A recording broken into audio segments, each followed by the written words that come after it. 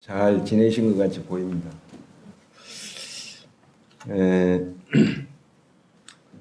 오늘은 이제 요 앞에 이제 뭐라고 적어놨습니까? 예, 야곱의 소원이 이렇게 이루어지는 이제 그런 내용이라고 이렇게 보여지고요. 그 한자는 너무 쉬운 한자라서 다 알아보시겠죠? 예, 부자 상봉이다 해가지고 아버지하고 아들하고 둘이 있으면 부자라고 하잖아요. 안 먹어도 뭐 배부르다 그런 말이 있는데 먹어야 삽니다.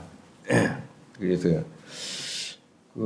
이 시간에는 이제 야곱이 참 항상 평생을 마음에 이렇게 묻고 이렇게 살았던 것이 뭐냐면은 우리 옛말에 그런 말이 있잖아요. 이제 부모가 돌아가시면은 이제 산에다 묻고 자식이 이제 부모보다 먼저 이렇게 앞에 죽으면은 평생을 이제 이렇게 가슴에 참 묻는다 그랬는데 이제 창세기 이제 37장 이제 이런 말씀을 보면은 요셉의 이렇게 삶을 보면 그는 참 어려서부터 항상 이렇게 아버지의 말에 이제 그대로 그냥 이렇게 순종하는 너희 이제 형들이 참 잘 있는지 이제 한번 가봐라 그랬을 때 이제 참 요셉이 내가 참 그리 하겠나이다 그렇게 해가지고 그가 이제 형들에게 이제 갔거든요. 갔는데 결국은 막 나중에 이제 도단에 이제 거기 이제 도착했을 때 형들이 이제 동생을 보고 요셉을 보고 저놈은 죽여야 된다 그래가지고 이제 구덩이에다 넣었다가 또 다시 꺼내가지고 애굽으로 가는 이제 미디안 상인들에게 이제 은 20냥을 받고 이렇게 팔았잖아요. 그래서 결국 이제 팔려갔는데 형들이 이제 어떻게 했냐면은 아마 이렇게 좀 동생이 이제 짐승에게 잡혀가지고 이제 죽은 것처럼 이렇게 순염소를 한 마리 잡아가지고 피를 어디에다 묻혔냐면 이제 요셉이 이제 입고 있는 채색 옷에다가 막 옷을 찢어가지고 막 피를 묻혀가지고 이제 야곱에게 갖다가 준 거예요. 그리고 이게 어떻게 된 거냐, 이거 옷이 이게 있어가지고 가져왔다고 그랬더니 야곱이 이제 막 대성통곡을 하면서 참 정말 악한 짐승이 내 아들을 참 이게 참 죽이게 했구나. 그래가지고 참 막 너무너무 이렇게 슬퍼하는 그런 가운데서 평생을 어떻게 보면 좀 한 22년 동안을 이제 야곱의 마음에 이렇게 요셉에 대한 그런 마음에 참 이렇게 엉어리가 참 있었어요. 그러니까 이제 부모가 이렇게 돼보지 않으면은 부모의 마음을 잘 모르거든요. 그러면 이게 동생도 이제 형들이 생각할 때는 뭘 그걸 가지고 그러냐고 이렇게 할 수 있지만은 절대로 그게 아니거든요. 그래 이제 요셉이 결국은 이제 애굽에 이제 노예로 끌려가 가지고 결국 이제 보디발의 이제 집에 또 거기에 또 이제 종으로 또 들어가서 이제 계속 참 이렇게 종으로서 이제 주인들을 이렇게 섬기다가 결국은 이제 보디발의 아내에 매일같이 막 찾아오는 그런 유혹에 의해 가지고 유혹을 이제 결국 막 뿌리쳤는데 이 보디발의 아내가 그것 때문에 이제 어떤 자기가 좀 이렇게 좀 치욕을 느꼈는지 죄를 갖다가 누구한테 뒤집어 쓰냐면 요셉한테 뒤집어 씌워버린 거예요. 그죠? 자기가 죄를 그렇게 유도해놓고 자기 마음대로 안 되니까 그래가지고 이제 요셉이 감옥에 갇혔잖아요. 그죠?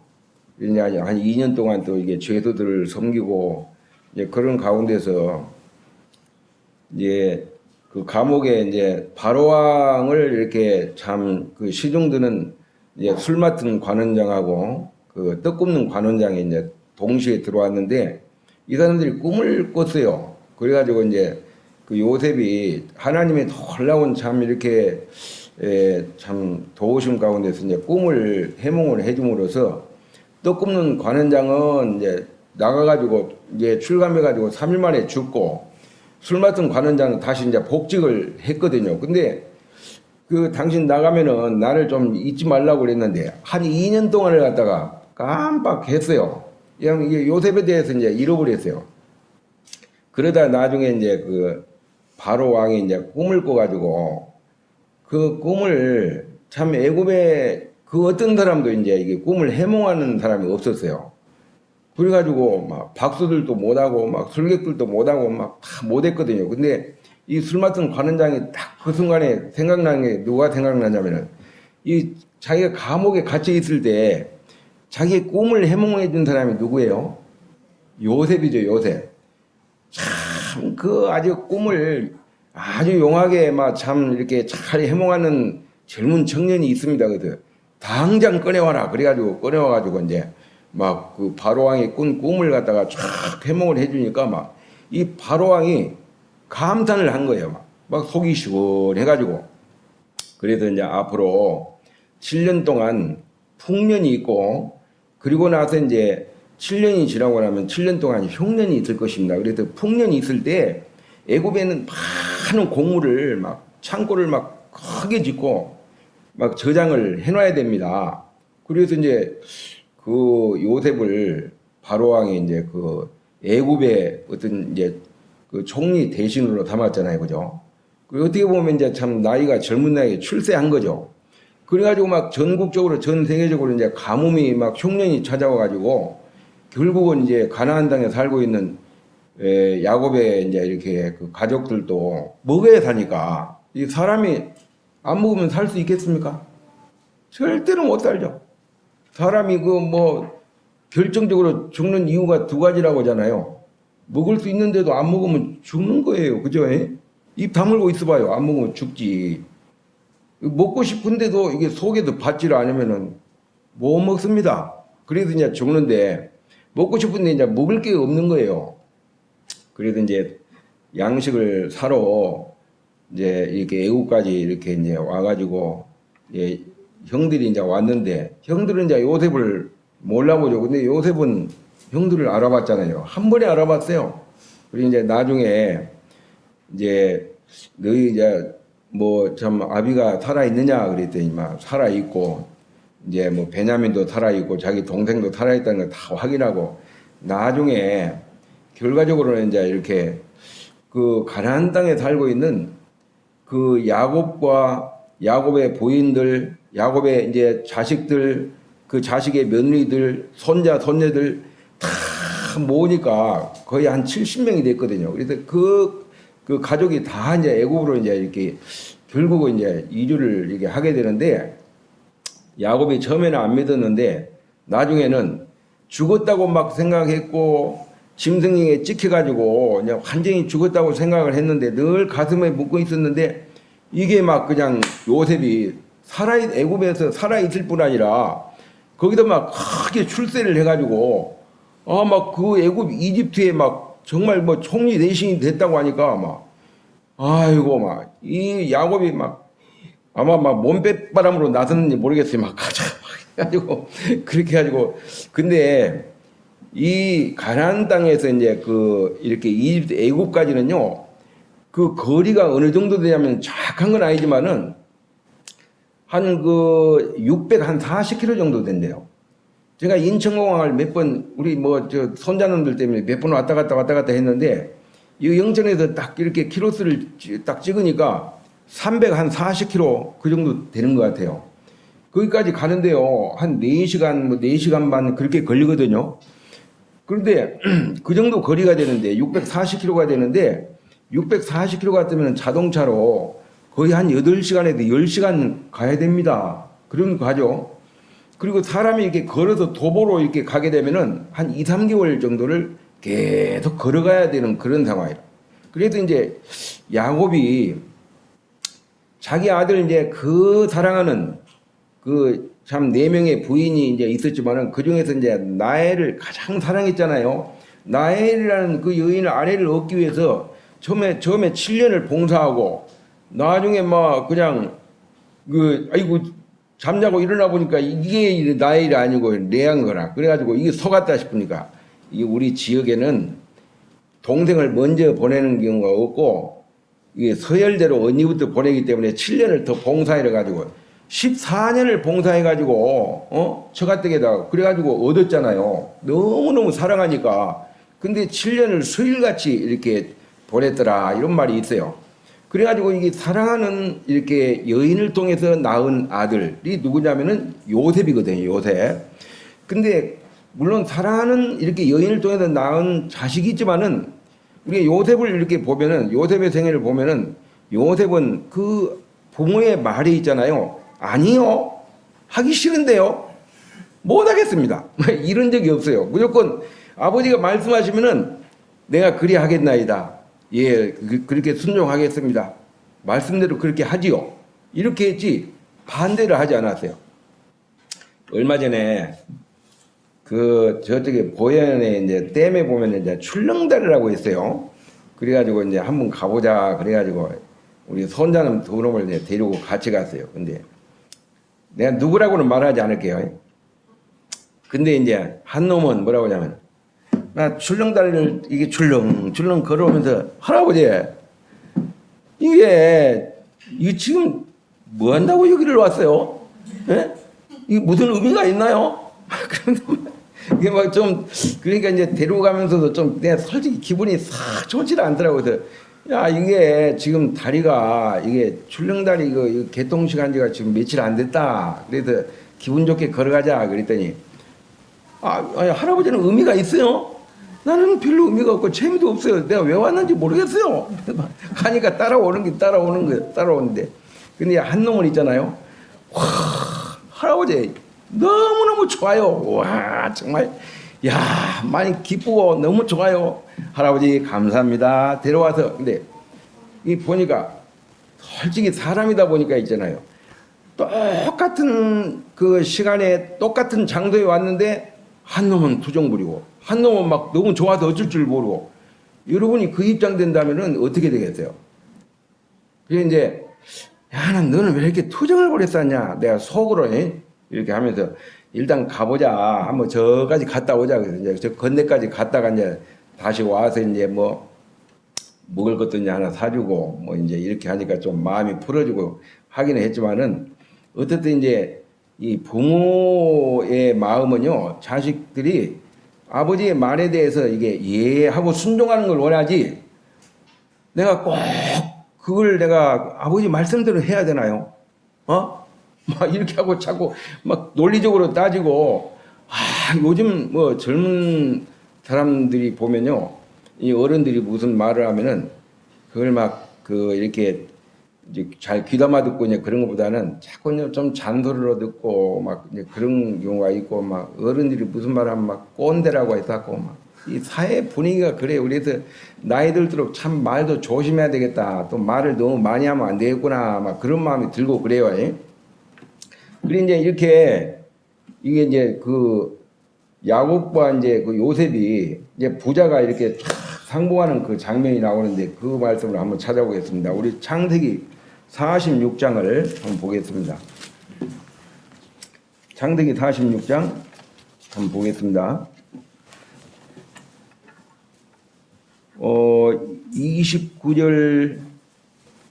29절 30절을 한번 같이 읽어보겠습니다. 창세기 46장 29절 30절 자 함께 읽겠습니다. 시작.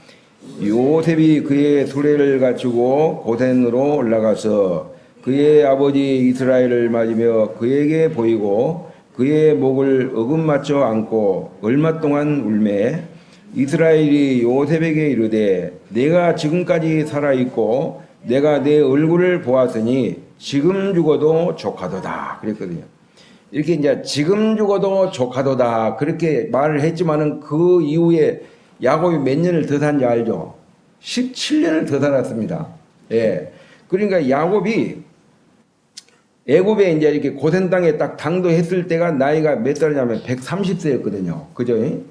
근데 이제 요셉 같은 경우는 바로 왕 앞에 딱 섰을 때가 나이가 30세였어요. 그죠?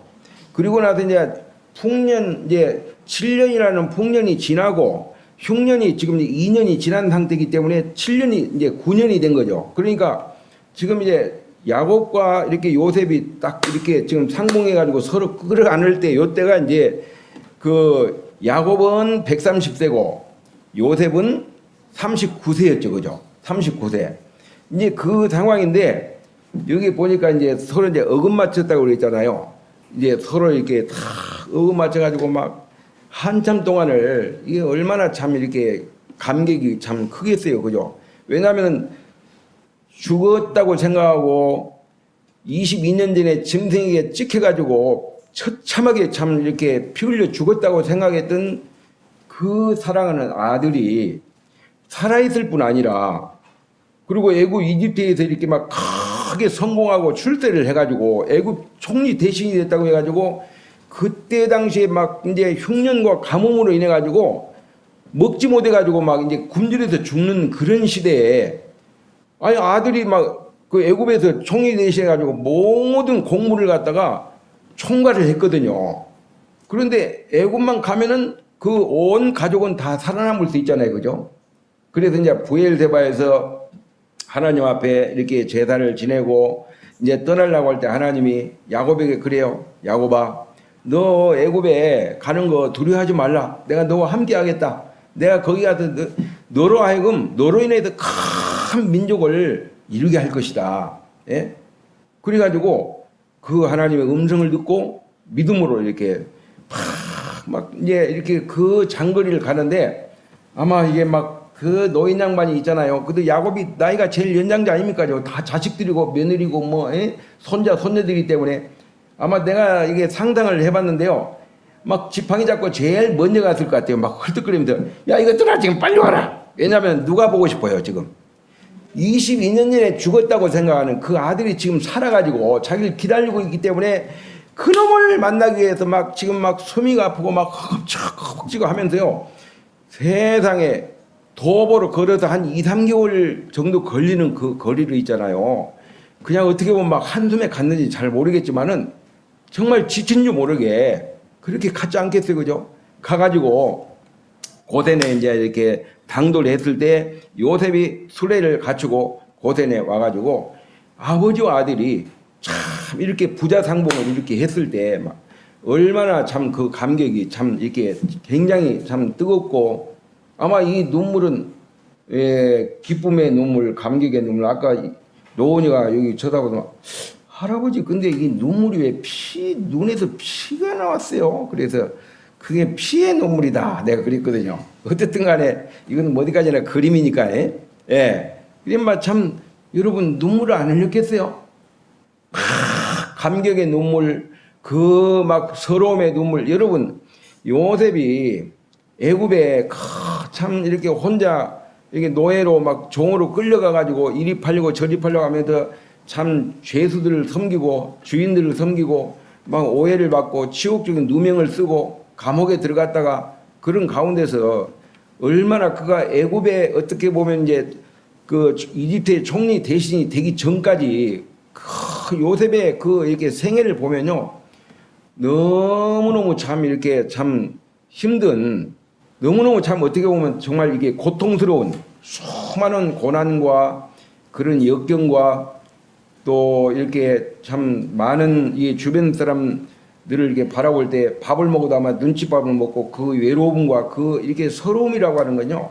그리고 많은 유혹들이 있었는데 그 모든 걸 다 믿음으로 이렇게 참고 뭐 예전에 이제 그 꿈을 먹고 사는 사람 이제 요셉에 대해서 예전에 한번 말씀을 전한 적이 있지만은 사실 요셉이 이런 참 이렇게 그 타국에 가가지고 부모의 품을 떠나고 형제의 품을 떠나서 낯선 이제 이런 곳에 가가지고 그런 참 어려운 환경을 그렇게 굳굳하게 자기 자신의 자신을 지킬 수 있었던 어떻게 보면 유일한 어떤 에너지나 이제 그런 힘은 어디 더 비롯됐냐면은 정말 하나님을 향한 그 믿음과 이 소망이라고 하는 거예요.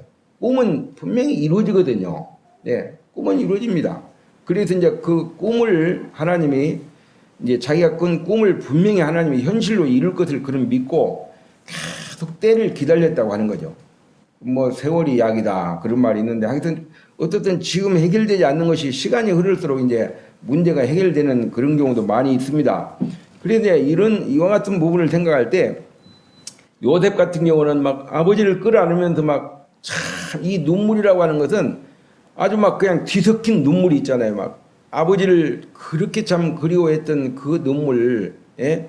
감격의 눈물, 애굽에서 막 서름당했던 그 서러움의 눈물 있잖아요. 큰 유혹을 뿌리쳤던 그 참 인내의 눈물 그런 것들이 있잖아요. 막 월컥 벌컥 막 쏟아졌을 거예요. 그런 가운데서 이렇게 끌어안고 이제 있을 때 이게 30절에 보면 이런 말씀이 있어요. 30절에 여기서 이제 이스라엘은 이제 야곱이죠. 이스라엘이 요셉에게 이르되 내가 지금까지 살아 있고 내가 내 얼굴을 보았으니 지금 죽어도 뭐라고 그랬어요? 조카도다 그랬어요. 이제 뭐 내가 더 이상 내가 여한이 없다. 어떻게 보면은 야곱의 어떻게 보면 노년의 마지막 소원이 있다면은 이 요셉을 만나는 거예요. 그래가지고 요셉이 죽었다고 생각하니까 나도 막 그가 아들이 있는 그 음부로 내가 내려가고 싶다 그랬잖아요. 이제 죽어서 만나겠구나 이게 생각했는데 살아서 만났을 뿐 아니라 이렇게 막 놀랍게 막 출세하고 막 성공해가지고 이런 가운데서 이제 참 이렇게 아들을 만났을 때 그 감격이 얼마나 놀랍겠냐 이거죠. 그리고 이 야곱이 130세 이제 애굽에 와가지고 17년을 더 살고 그 다음에 147세 돼가지고 그가 이제 그 야곱이 이제 죽음을 맞거든요. 근데 이제 죽기 전에 막 이제 노안으로 이제 막 힘이 쭉 빠져가지고 이제 막 임종을 앞두고 있어요. 이제 깔다가 음식도 제대로 못 먹고 그러니까 이제 어떤 사람이 막 그 애굽에 이렇게 요셉에게 가가지고 당신 아버지가 지금 그 돌아가시려고 한다. 빨리 가봐야 되겠습니다. 그랬더니 막 요셉이 막 깜짝 놀래가지고 막 채비를 해가지고 이렇게 이제 고센 땅에 있는 이제 야곱에게 이제 가거든요. 갈 때 누구를 데려가냐면은 므낫세와 에브라임을 데려가요. 이렇게 요셉이 애굽에 있을 때 이제 그 바로 왕이 이제 이렇게 그 요셉에게 이제 그 부인을 이렇게 얻게 해가지고 결국은 결혼을 해서 이제 큰 아들이 이제 므낫세고 이제 둘째 아들이 차남이 에브라임이거든요. 근데 그 둘을 이제 데리고 이제 가는데 그 말씀을 한번 찾아보겠습니다. 이거 48장 한번 보겠습니다. 창세기 48장 8절 말씀부터 11절에 있는 말씀을 같이 한번 읽어보겠습니다. 다 찾으셨죠? 함께 읽어보겠습니다. 시작. 이스라엘이 요셉의 아들들을 보고 이르되 이들은 누구냐? 요셉의 그의 아버지에게 이르되 이는 하나님이 여기서 내게 주신 아들들이니이다. 아버지가 이르되 그들을 데리고 내 앞으로 나오라. 내가 그들에게 축복하리라. 이스라엘의 눈이 나이로 말미암아 어두워져서 보지 못하더라. 요셉이 두 아들을 이끌어 아버지 앞으로 나가니 이스라엘이 그들에게 입맞추고 그들을 안고 요셉에게 이르되 내가 내 얼굴을 보리라고는 생각하지 못하였더니 하나님이 내게 내 손자까지도 보게 하셨도다. 어떻게 보면 이제 이 야곱의 두 번째 소원이 이루어졌다 이렇게 말씀을 드리고 있어요. 왜냐하면 요셉이 정말 살아있기를 바랬는데 진짜 살아있잖아요. 만났잖아요, 그죠? 잘 돼가지고 만났죠. 그런데 요셉이 애굽에서 이제 이방 땅에서 이방 여인을 취해가지고 결혼을 했어요. 그래가지고 아들을 둘이 낳았거든요. 그래가지고 이제 여기 이제 보니까 그 야곱이 이제 막 힘이 다 빠져가지고 이제 임종을 이제 얼마 안 남은 상태에서 이 청년이 건장한 청년이 둘이 딱 앉아 있으니까 물론 다 알죠. 근데 이제 눈이 어두워져 가지고 잘 보이지 못하니까 이들은 누구냐? 누구? 경상도 말로. 그러니까 뭐 여기 뭐라고 그랬어요? 네 아버지가 하나님이 여기라는 건 뭐냐면은 여기 애굽이고 이방 땅이거든요. 여기서 내게 주신 아들들입니다. 그랬을 때 야곱이 이제 그 두 이제 손자들을 보면서 야, 난 네가 참 살아가지고 너 만난 것만 해도 내가 참 여한이 없는데 아이고 하나님이 너를 통해서 뭐 손자까지 이렇게 보게 하시니까 내가 더 이상 뭐가 참 바랄 게 있겠냐 하면서 이제 죽음을 맞아도 편하게 죽음을 맞는 모든 것들이 다 소원이 죽기 전에 다 이루어진. 여러분 저는 이제 이 말씀을 보면서 어떤 생각을 하게 되냐면 우리가 이 성경을 창세기 1장부터요 요한계시까지 성경을 읽게 되면요 누구의 마음을 우리가 알아야 돼요? 하나님 아버지의 마음을 우리가 알아야 돼요. 사실은 성경을 아무리 많이 읽는다 할지라도 하나님 마음을 우리가 이렇게 헤아리지 못하면요 아무런 의미가 없어요. 그렇잖아요, 그죠? 예. 여러분 그 누가복음 15장에 보면은 그 이렇게 큰아들 둘째 아들 근데 둘째 아들이 집을 나갔잖아요. 근데 이제 막 아버지가 생각할 때는 막 이게 막 죽었다고 생각했어요. 죽었고 잃어버렸고 이제 그런 가운데서 막 극적으로 살아 돌아왔잖아요. 그래 아버지는 있잖아요. 막 그 잃었다고 생각했고 죽었다고 생각한 그 아들이 돌아왔을 때 너무너무 기뻐가지고 막 기뻐서 어쩔 줄을 몰랐잖아요. 그죠? 근데 맏아들은 어떻게 했죠? 맏아들은 막 그냥 화를 막 억제하지 못해가지고 막 분을 억제하지 못해가지고 막 어쩔 줄을 모르는 거예요. 사실은. 그러니까 이 맏아들은요 항상 아버지와 함께 이렇게 거했고 아버지와 함께 이렇게 살았지만은 생활을 했지만은 아버지의 마음을 알았습니까? 몰랐습니까? 아버지의 마음을 몰랐어요. 여러분 정말 맏아들이 큰아들이 아버지의 평소의 아버지의 마음을 이렇게 헤아렸다면요 그 집 나간 아들 동생을 아버지의 똑같은 마음으로 기다려야 되겠죠. 그죠? 그러면 이제 동생이 거지 같은 걸로 돌아왔지만은 어떻게 해요? 아버지가 이렇게 끌어안고 여기서 막 어금 맞춰가지고 막 이렇게 한 것처럼 그도 끌어안아야 돼요. 동생을. 그죠? 그런데 뭐 어디 밖에 들에 갔다가 이제 들어오니까 막 무슨 뭐 풍요 소리가 나고 막 분위기가 좀 이상하니까 종을 불려갖고 이게 무슨 소리고? 전라도 말로. 전라도 말로 경상도 말로. 이게 무슨 소리고? 그랬더니 아 당신의 아버지가 이게 참 이렇게 당신 동생이 돌아와가지고 살아서 돌아온 걸로 이래서 막 살찐 송아지를 잡았습니다. 그랬더니 막 그 송아지를 잡았다는 그것도 송아지는 송아지 살찐 송아지를 잡았다는 그 말을 딱 듣고 나서 막 속에서 막 분이 일어나가지고 막 아버지의 막 권위에 도전하는. 아니 아버지 내가 참 아버지와 평생을 내가 함께하면서 내가 아버지의 뜻을 거스린 적이 없는데 나한테 염소 새끼라도 한 마리 잡아준 적 있습니까? 예? 근데 아버지의 재산을 다 탕진해버리고 돌아온 쉽게 말하면 이놈을 위해서 살찐 송아지를 잡았단 말입니까? 이건 말도 안 됩니다, 이거. 예? 이게 아버지는 그 둘째 아들을 율법이라는 잣대를 대지 않고 은혜라는 잣대를 대대요. 은혜로 받아줬어요, 그죠? 근데 이 형은 있잖아요, 동생을 율법으로 대했어요, 법으로. 네가 나갔으면 네 재산 다 가지고 네 분기 가지고 왔으면 네가 이제 알아서 하고 다 탕진했으면 집에 돌아오지 말아야지. 왜 돌아와서 내 살림을 갖다가 네가 자꾸 이게 축을 내냐. 이게 살찐 저거 누구 건줄 아냐? 내 거야 이놈아 내 거. 속으로 아마 그랬을지 모르겠어요. 예. 왜냐하면 아버지 것이 내 것이니까. 예.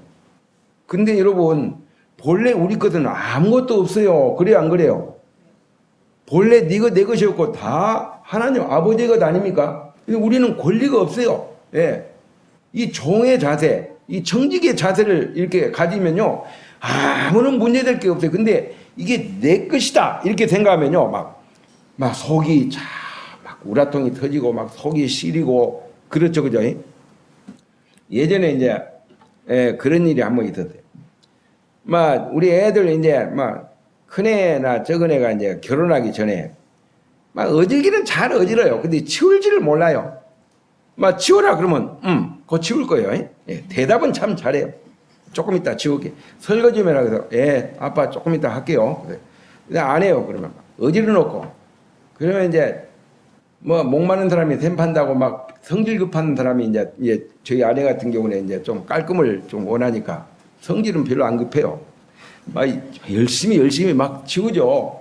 막 이렇게 하는데 좀 그런 좀 부분이 좀 있죠. 근데 제가 이제 말씀을 드리고자 하는 요지는 뭐냐면은 제가 그때 깨달은 게 뭐냐면은 이건 뭐 치워도 한 5분 있으면 또 어지러요. 그래요, 안 그래요? 예.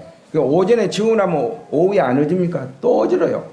그러면 뭐 그 오후에 뭐 치워놓으면 그 이튿날 또 안 어지럽습니까? 또 어지러요. 그래서 제가 이제 그 울산에 와가지고 자취를 하는데 4년 동안을요, 지난번에도 그런 말씀 드렸지만 이게 게을러서 그런지 내가 현명해서 그런지 몰라도 하여튼 이불하고 베개하고 딱 놓고 잘 때는 쏙 들어갔다가 나올 때는 몸만 싹 빠져나와요. 그러면 이불이 있잖아요. 이렇게 구멍이 나 있어요. 동굴처럼. 그냥 몸만 싹 빠져나왔으니까.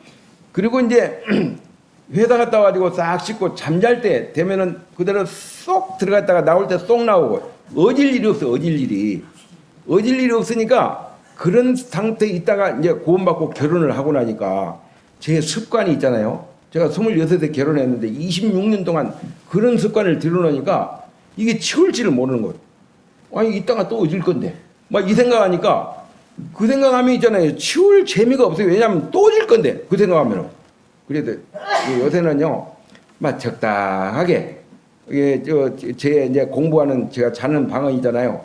한 3일에 한 번씩 걸레 빨아다 하면 귀찮으니까 물티슈 한 3장 빼가지고 한번 싹 닦고 거꾸로 뒤집어서 닦고 나면 끝나버리는 거예요. 더 이상 할 것도 없고.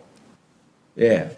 그게 참 그렇게 이제 살았는데 나중에는 제가 이제 마음을 배운 게 뭐냐면은 야, 본래 내 것이라는 것이 없고 다 뭐 주님의 것인데 이 종놈이 돼가지고 뭐가 그렇게 불평이 많고 주인 행세를 많이 하는 거 막 이런 생각을 하니까 그 다음부터는 마음을 비우게 됐어요. 이제 지금은 이제 그 이렇게 참 저도 나름대로 이제 많은 참 노력을 많이 해요. 저희 아내가 여보 이것 좀 해주세요 그러면은 일단 대답을 합니다. 대답을 하고 이제 해주기는 해주는데 금방 이렇게 좀 해주면 얼마나 좋겠어요. 그런데 금방 잘 안 되고 이 작은 방에는 형광등이 지금 깜빡깜빡한 지가 1년이 넘었는데 그 방에는 제가 안 들어가니까 그 형광등은 구해다 놓고 지금 달기는 달아야 되는데 아예 못 달고 있어요. 지금 제가 무슨 말 하다가 여기까지 왔습니까? 어쨌든 간에 참 이제 그런 상황인데 여기 보니까 내 자손까지도 이제 보게 하셨도다 하거든. 저는 여기서요 참 하나님 마음을 참 이렇게 참 제가 발견하게 됐어요. 여러분 온 인류를 향한 하나님의 간절한 소망, 소원이 있다면 뭘까요? 그건 디모데전서 2장 4절이에요. 하나님은 모든 사람이 다 구원을 받으며 진리를 아는 데 이르기를 원하시니라 그랬잖아요. 예. 여러분 저와 여러분이 참 이렇게 은혜 시대 때 있잖아요. 마지막 시대에 그 십자가의 복음을 통해서 참 구원을 받고 죄사함을 받고 영생을 얻고 참 그리스도와 이렇게 연합하고 하나님의 영광스러운 자녀 됐다는 거 그리고 이 천국 백성이 되었다는 거 이게 있잖아요. 놀라운 정말 이렇게 영광입니다. 예. 이게 보통 축복이 아니에요. 그래서 이 구원이라는 건요 작은 구원이 아니고 히브리서 2장 4절에 보면은 3절에 보면은 우리가 이같이 큰 구원을 등한히 여기면 어찌 피하리요 그랬는데 구원을 너무 과소평가하면 안 돼요. 정말 이 구원은 어마어마하게 큰 거예요 사실은. 그래도 이것은 돈으로 다 계산할 수 없어요. 왜냐하면 천하보다도 귀한 게 한 영혼의 그 가치이기 때문에 그렇다고 하는 것입니다. 그래서 여러분 저와 여러분이 여러분을 생각할 때 저도 구원받기 전에 여러분들도 구원받기 전에 하나님이 여러분을 볼 때 어떻게 볼까요? 예? 산 사람으로 볼까요? 죽은 사람으로 볼까요? 구원받기 전에는요 다 허물과 죄로 죽은 인생들 아닙니까? 마치 야곱이 요셉이 정말 이렇게 요셉의 그 형들이 이제 막 다 찢겨진 막 그 채색옷에 양 피 묻은 걸 갖다 줬을 때 이 악한 짐승이 예? 우리 아들을 막 찢어 죽였구나, 잡아먹었구나 이게 생각하고 막 너무너무 슬퍼가지고 2년 동안을 이게 막 그냥 이 서러움에 이게 엉어리가 가시지 않는 것처럼 하나님이 있잖아요. 저와 여러분이 구원받기 전에 그런 마음이었다고 하는 것입니다. 정말 내 아들 예수를 믿기만 하면은 예? 복음을 받기만 하면 구원 받는데 왜 그렇게 받지 못하는가? 여러분 구원받는 게 참 쉬운 것 같지만 정말 힘든 게 구원이고 그리고 어려운 것 같지만 참 쉬운 게 구원이에요. 그렇잖아요, 그죠? 제가 이제 구원을 이렇게 예, 받는 그 당시에 그 사실 그 교회를 나오는 그 이렇게 개월수 치고는 상당히 제가 구원을 빨리 받았어요. 그 친구하고 같이 갔는데 그 친구는 이제 얼굴이 피부가 하얘가지고 조금 이렇게 조금 얼굴이 예쁘장하고 그래요. 그 내가 봐도 좀 피부가 하얘니까 좀 부럽기는 하더라고요. 그래가지고 둘이 갔는데 이제 저는 좀 이렇게 얼굴이 좀 꺼머티티한 상태에서 좀 그때 머리도 막 좀 이렇게 산발로 해가지고 딱 이렇게 해가지고 청바지 딱 입고 막 이렇게 빨간 이제 반팔 딱 반소매 딱 입고 운동화건 딱 쪼래매고 이제 갔는데 그 이제 모임에 뭐 주상현 형제님이나 허인호 형님 이런 분들이 날 딱 봤을 때 이 청년은 좀 안 되는 것 같아. 나를 딱 제껴놓고 가한테 복음을 전하는 거. 나는 옆에도 꼬다는 보리쌀고처럼 이제 고개를 숙이고 이제 이렇게 있었어요. 근데 귀는 열렸잖아요, 그죠? 근데 이제 다 들었거든요. 근데 뭐 그 가가 이제 윤봉학이라고 하는데 봉학 씨 믿어져요? 그랬더니 아, 예, 믿습니다. 그래서 내가 속으로 놀고 있네 이놈. 내가 잘 알거든요. 그 솔직히 죄를 진 어떤 그 경중으로 봐서는 내가 가에 한 10분에 한 5 정도 되면 가는 5를 더 많이 졌어요. 솔직히. 저는 이제 조금 죄를 져도 조금 숨어서 지고 가는 막 공개적으로 막 죄를 짓고 그래서 내가 속으로 놀고 있네. 네가 믿어? 막 이렇게 하고 말은 안 하고 그냥 있었는데.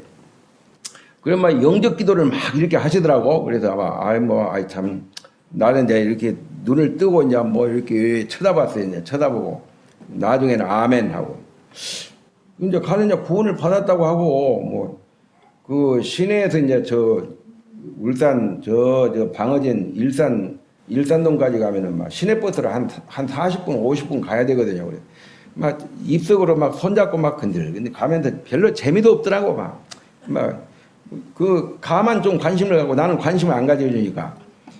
그래서 결국은 있잖아요. 가는 떠났어요. 구원받았다고 해놓고 바로 떠나더라고. 근데 저는 있잖아요. 안 떠났잖아 지금까지.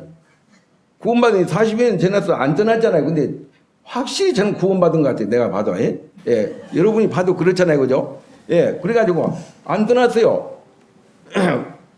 근데 이제 구원을 참 구원이 쉬운 거구나 이렇게 생각했는데 나중에 구원받고 침례받고 나서 내가 이제 그 교회 광고 노트를 한번 이렇게 본 적이 있어요. 쭉 보니까 그 이상호 형제님 직장의 정한균 씨 구원을 위해서 뭐 주일날 이렇게 광고도 하고 또 금요일날은 기도 모임을 갖고 수요 집회 금요일날마다 저 구원을 위해서 기도를 했더라고요. 계속.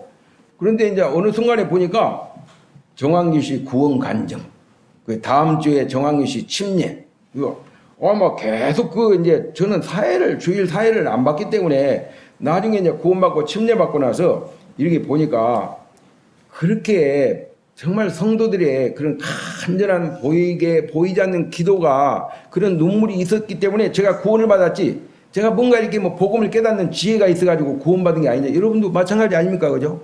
예? 복음 전에다가 복음 못 깨달으면 아니 어찌 이렇게 멍청하면 구원도 못 받아. 저도 그런 적이 있었거든요.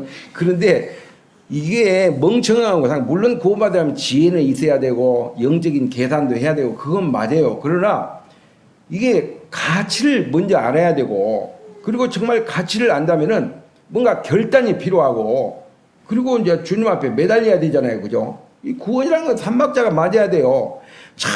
정말 구원이 왜 나에게 필요한가? 그 구원의 필요성, 시급성, 갈망성 이런 걸 깨닫고, 그리고 어때요?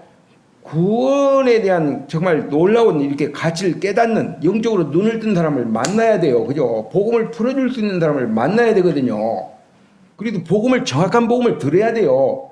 그리고 나서 이제 하나님이 은혜를 베풀어야 돼요. 이 성령의 도장을 딱 찍을 때 그게 성령으로 거듭난 거잖아요. 어떤 분은 뭐 죄사함, 참 거듭남의 비밀이라는 것이 성경에 있습니다. 그랬더니 뭐라고 하냐면, 죄사함이라는 말은 좀 뭐 그냥 별로 나쁘진 않는데 거듭남의 비밀은 별로 기분이 안 좋아요. 왜 그러냐니까, 남의 비밀을 왜 거듭 말합니까? 예? 거듭남의 비밀. 왜? 남의 비밀 말하는 거 별로 안 좋아요. 막 이런 분도 있더라고요. 참, 복음을 갖다가 안 믿으려고 생각하는 사람은 어떻게든 꼬투리를 잡아가지고 그걸로 해서 복음을 참 거절하는 이런 사람들, 참 어리석은 사람들이죠.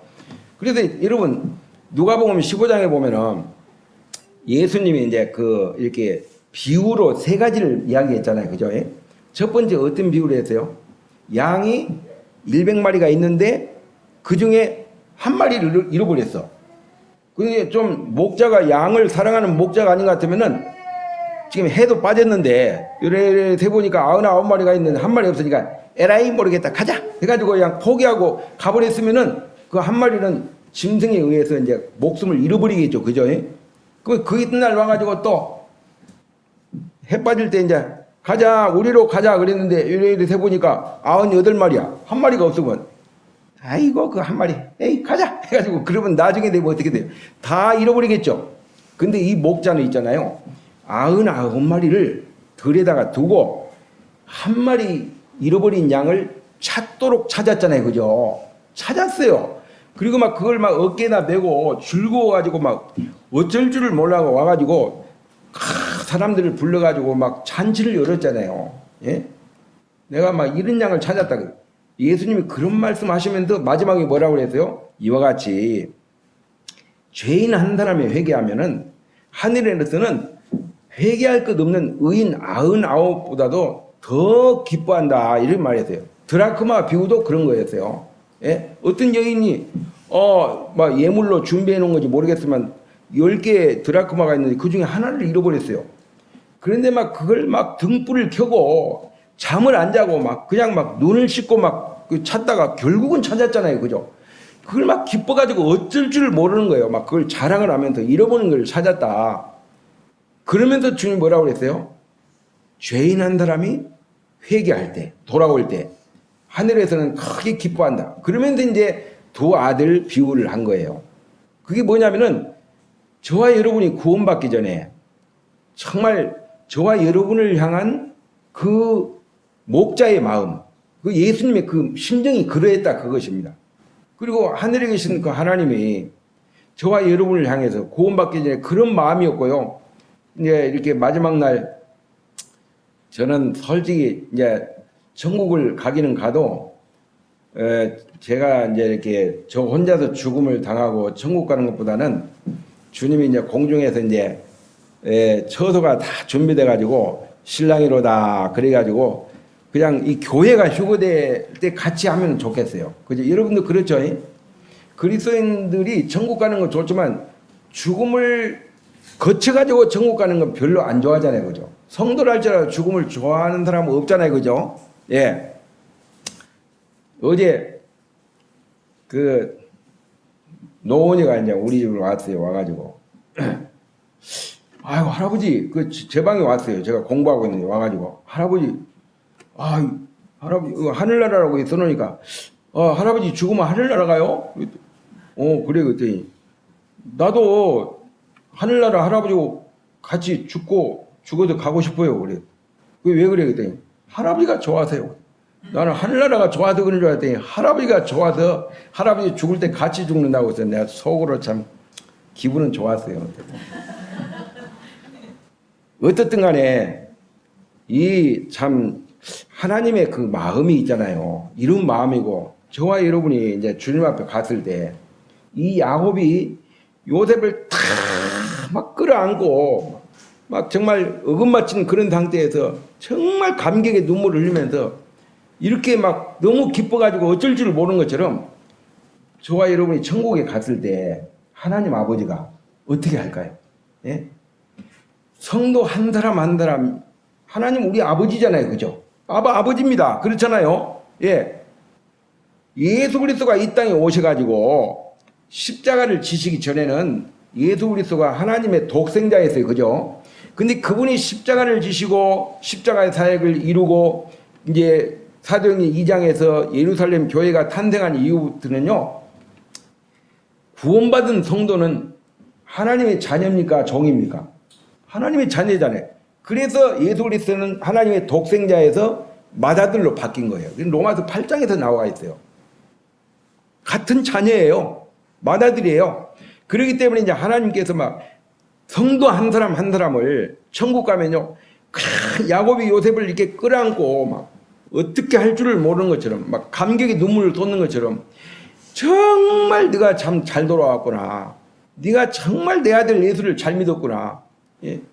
나는 네가 정말 이렇게 구원받지 못하고 영원한 불못에 던져진 줄 알고 너무너무 가슴에 찢어질 듯 아팠는데 정말 네가 구원받고 이렇게 천국에서 이렇게 만난다고 하는 거 얼마나 이 감격스러운 일이냐.